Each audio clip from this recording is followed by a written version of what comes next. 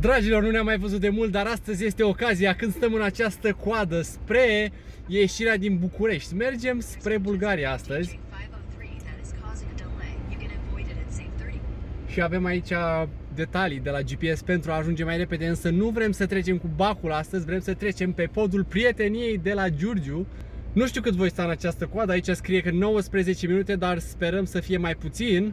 Și astăzi mergem în Bulgaria, am luat un punct super random pe hartă, se numește Madara. Sper să ajungem în seara aceasta și să găsim și o cazare. Deja stau aici absolut pe loc de vreo 5 minute. Mi-a fost dor de voi, dragii mei. Sper să ne vedem din nou din ce în ce mai mult. Și haideți la drum. O să vă mai arăt părți din drum înainte să ajungem în Madara. Și totul este bine, pentru că este soare. Iată ce zice GPS-ul, se pare că voi sta o oră doar pe centura Bucureștiului. Însă după aceea suntem liberi spre Bulgaria.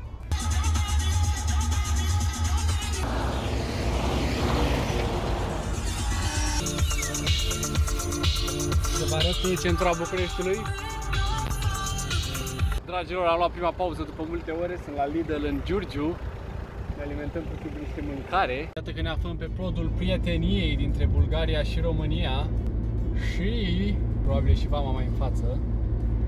Haideți să vedem. Și trecem vama. Mai am 130 de kilometri, dragilor, ceea ce nu este foarte mult. Din București este foarte aproape. Așa că să vedem ce găsim acolo. Și în caz că o să fie frumos, vă invit să veniți și voi aici. Și am intrat pe autostradă în Bulgaria și peisajul este ok. Bang. Mă apropii de Madara, un loc care arată interesant. Sper că mă voi caza în această seară dacă voi găsi cazare. Dragilor, după cum vă spuneam, am ajuns în Madara. Este un loc foarte frumos. Mi-am luat și o cazare în 10 minute de când am ajuns. Am găsit-o imediat foarte frumos pe internet. Iar acum o să mergem pe acele stânci de acolo de sus. Este o statuie care reprezintă un călăreț pe care vreau să-l văd în această seară. Și mâine o să mergem din nou pe aici, să ne mai învârtim puțin. Și probabil o să mergem și mai mult. Deja am mers astăzi destul de mult, vreo 5 ore și ceva, 6 aproape.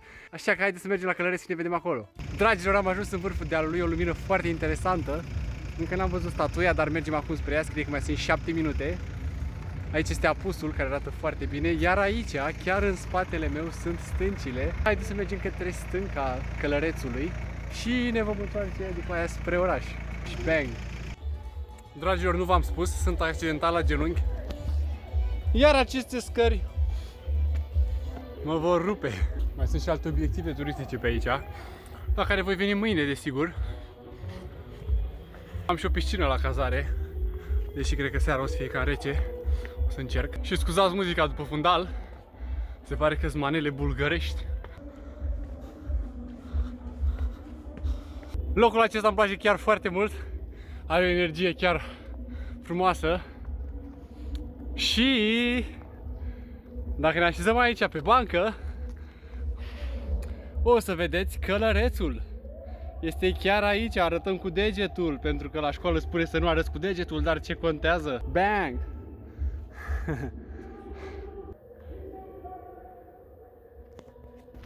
Și acești căței pe care au venit după mine. Ce faceți, bă? Uite ce-au fugit.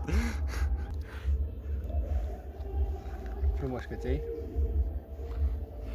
Vreau să vă arăt statuia. Este chiar aceea. Madara, nu uitați, călărețul din Madara.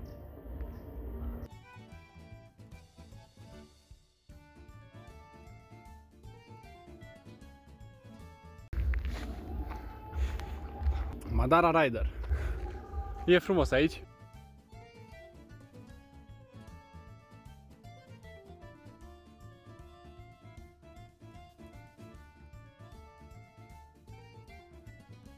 Bang, bang, bang cu căței mei pe val.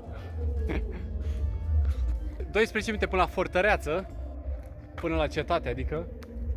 Căței m-au lăsat, cred. Așa că încă mai prindem soarele. Și până la fortăreață și înapoi. Muzica aceasta se aude la o nuntă. Vin și căței. Este și o peșteră aici. Deci o să mai las obiective turistice și pentru mâine. În seara asta o să mă duc la piscină să beau o bere. Dar o să mergem totuși la cetate mai întâi. Ia să pun câinii ăștia puțin la alergat. Ia, haideți!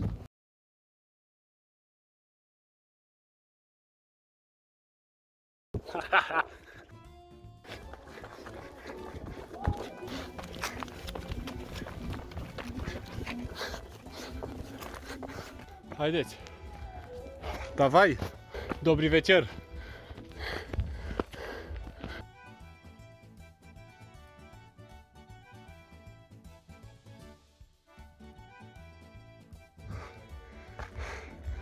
O, da! Ieșim la soare. O alegere bună să mergem la fortăreață, pentru că aceasta este mai sus ca restul obiectivelor turistice.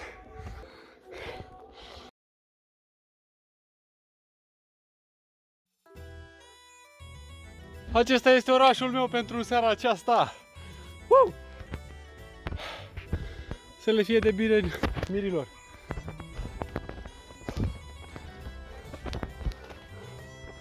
Check this out.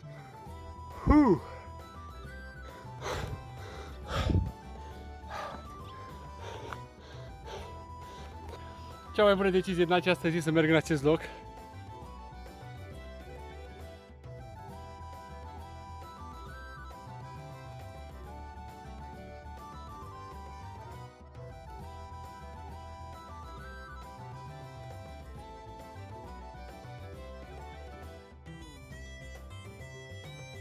Vă spun sincer, mie mi-e cam frică de înălțime așa. Am ajuns deasupra. Dragilor, incredibil. Sunt foarte fericit. Bang! Suntem în... Iar am uitat numele orașului. Madara. Suntem în Madara, dragilor. Și sunt foarte fericit. Bang! Bang! Uite cum este drumul. Și mai avem de urcat. Cred că și câinilor le-a fost frică să mai urce. S-au oprit acolo. Acest drum urcă chiar până sus, deasupra stâncilor. Nu cred că există ceva mai mult spre placul meu în acest moment. Și încă mai avem vreo 20 de minute de soare. Iată. Dragilor, am ajuns în deșert. Da, da.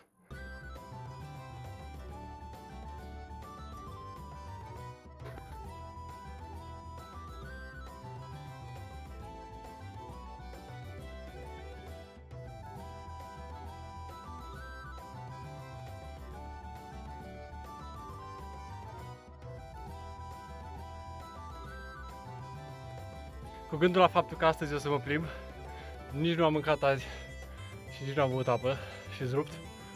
N-ar mai fi mult.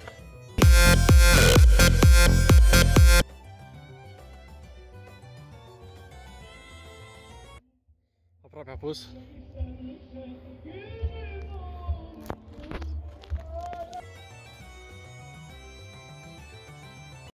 Nu știu cum o să opresc muzica asta după fundal.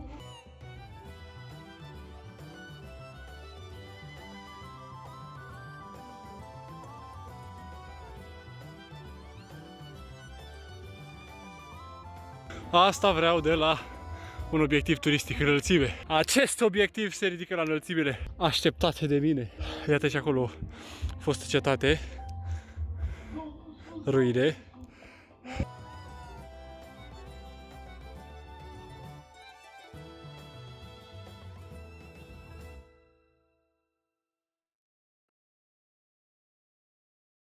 Perfect.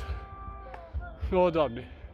Și apusul acesta nu se vede pe telefon prea bine, dar, credeți-mă pe cuvânt, este un loc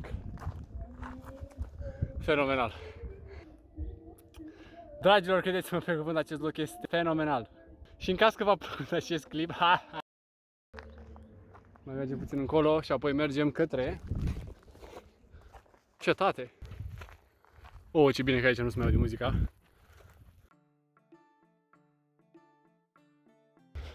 Madara.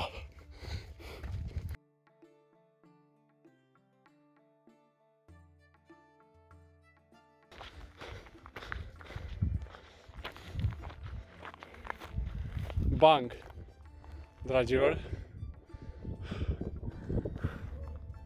Ei.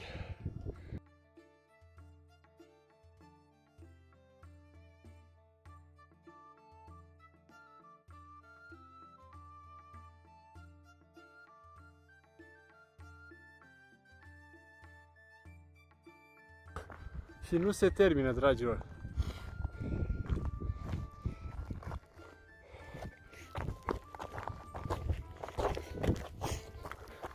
Acest loc nu se mai termină. Și acum să vă spun sincer un mesaj din acela. Dragilor, am văzut multe locuri la viața mea, însă acesta este în top. Chiar dacă în top 100 sau mai puțin, este în top cu siguranță. Mă pune soarele și n-am ajuns la cetate încă.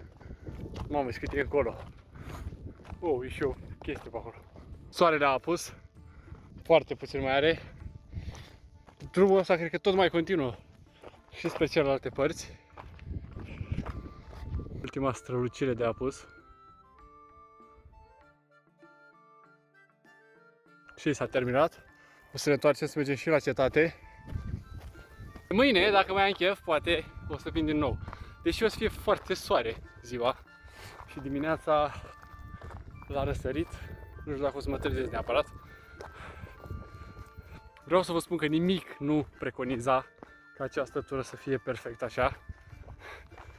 Mai ales când am venit pe drumul ăla, se vedeau niște stânci, am zis aia e. Însă, wow!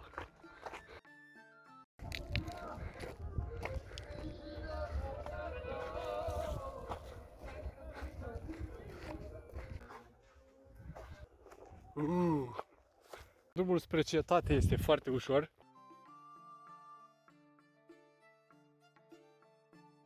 Se aude liniștea nopții și greierii.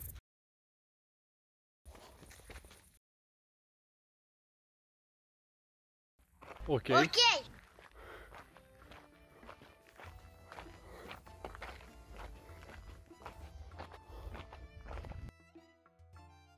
Wow! Este foarte mare construcția. Foarte mare și tare. Și cu scări. Bang, bang, bang. Wow!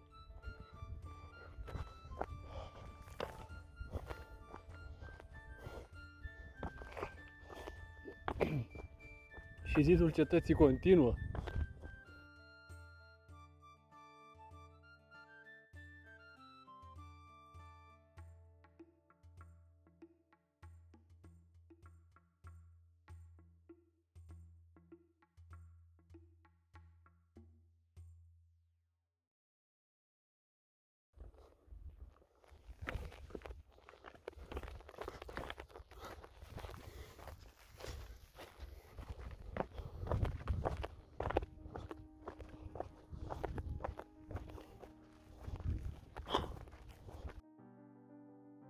Un zid din ăsta așa am mai văzut și în Italia, în Verona.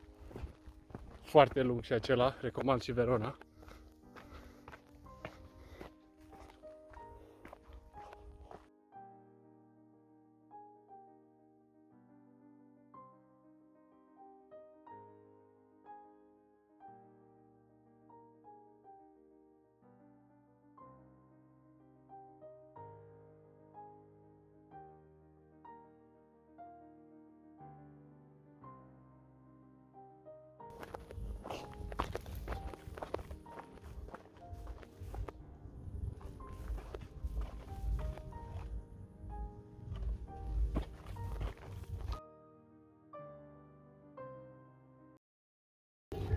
Wow, wow, wow.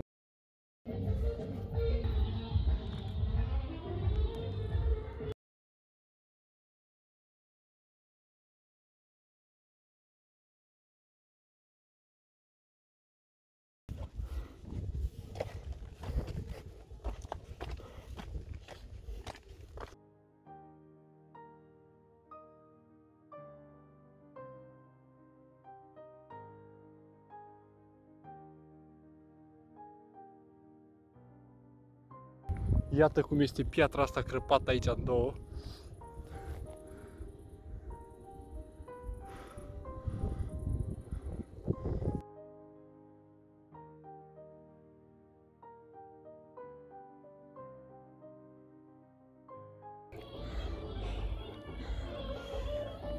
Mă întreb dacă îmi văd mașina, nu o văd.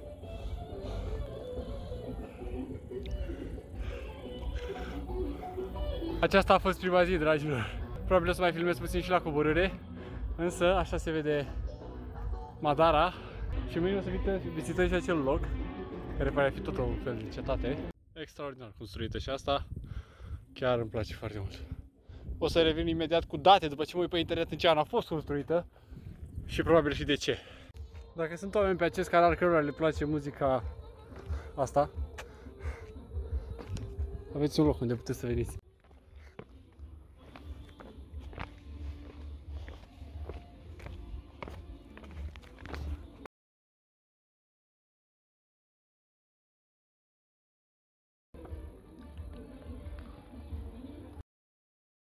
Deja s-a întunecat foarte rău, dragilor. Mai bine când am mers spre The Shrine, care nu știu ce e. Dragilor, am venit la o nuntă aici, lăsat la un restaurant. Așa arată. Cred că e restaurant de la vechi. Îmi place și interesant, meniul e interesant. Așa. Și meniul îmi place. O să-mi iau de aici niște chestii. Nu mai duc la magazin. Și mâine mai vede ce fac. Stau aici cu berea și cu apa. Și da. Cool. Și iată ce băutură am găsit aici, super tare. Haideți să vă arăt și meniul, dragii mei. O salată bulgărească excelentă care a fost plină aici și o să o termin imediat. Bang, bang. Uite ce flori. Iată și felul 2, dragilor. Cartofi cu brânză și cu roșii într-un ceaun. Și am mai luat o bere și acesta este desertul, o clătită cu miere și nuci. Asta l-am terminat, la fel ca și salata, foarte bun. Totul este la superlativ, chiar și aceste clătite. Sunt foarte bune, dragilor. Îmi place la nebunie acest loc pe care l-am ales, super random. Berea asta până acolo mă amețește. Dragilor, ia uitați cum are răsărit luna chiar acum aici. E extraordinară calitatea, dar mă înțelegeți ce vreau să spun. Și aici am stat în seara asta, a fost frumos. Uitați ce orașuri încolo și am plecat. Noapte bună!